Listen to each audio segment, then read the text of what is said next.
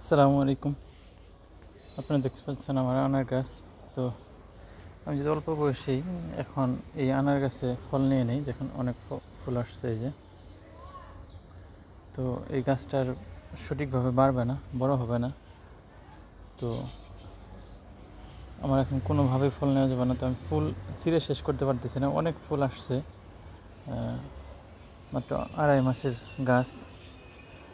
তো এখানে দেখতে পাচ্ছেন প্রতি গিটে গিটে ফুল।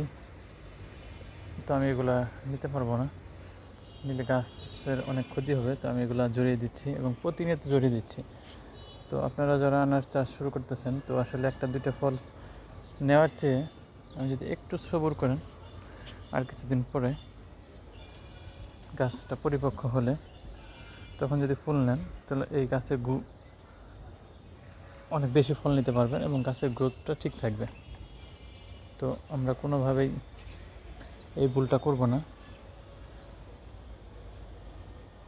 আর আপনারা দেখতে পাচ্ছেন আমার এই অল্প কয়েকদিনের আনার গাছ, তো বেশ ভালো গ্রোথ আলহামদুলিল্লাহ।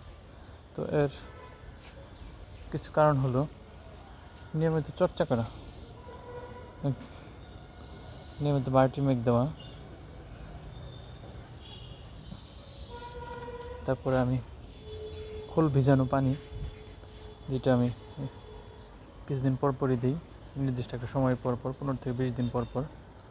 তো আলহামদুলিল্লাহ সব মিলিয়ে আমার ভালো একটা কাজ করতেছে। দেখুন কী অবস্থা ফুলের, প্রতি গিটে গিটে ফুল, 2টা 3টা করে 4টা করে আমি সব ফেলে দিচ্ছি। তো এগুলো কোনোভাবেই রাখা যাবে না, সব ফেলে দিচ্ছি। দেখতে পাচ্ছেন এই যে এইখানে, মাশাআল্লাহ মাশাআল্লাহ, আমি সব ফেলে দিচ্ছি, এগুলো কোনোভাবেই রাখা যাবে না।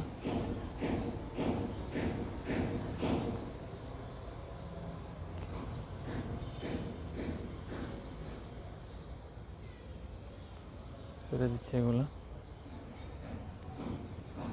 সব, প্রচুর ফুল আসছে আলহামদুলিল্লাহ। 8-9 মাস পরে আমি এগুলোতে ফল নেব।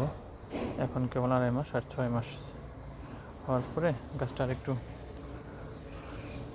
সবল থাকবে, সুস্থ সবল, মোটা তাজা। তো ওই অবস্থায় ফলটা নিব আমি। আর মাশাআল্লাহ প্রচুর ফুল আসছে, প্রচুর।